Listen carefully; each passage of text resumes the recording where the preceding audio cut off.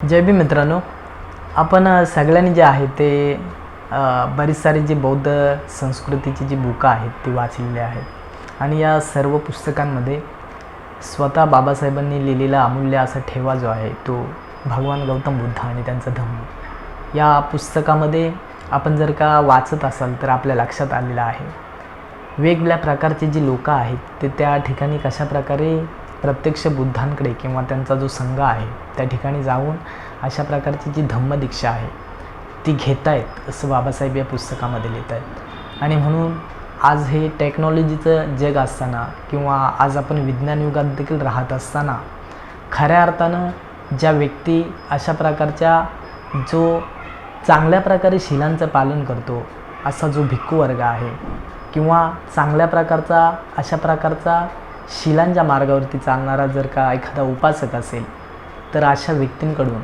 खऱ्या अर्थानं जोपर्यंत आपण तशा प्रकारची धम्मदीक्षा घेत नाही तोपर्यंत खऱ्या अर्थानं जो उपासक आहे तो ही उपासक म्हणून किंवा उपासिका म्हणून मान्यता नसते असं म्हटलेलं आहे। आणि म्हणून खऱ्या अर्थानं आपण स्वतःहून या धम्माची धम्मदीक्षा घेणे हे आपली गरज आहे।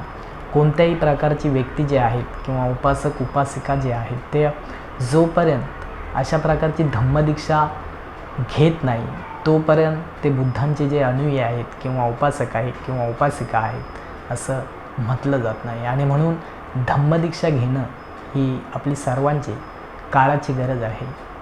एवढंच मला या ठिकाणी तुम्हाला सांगायचं होतं। जय भीम।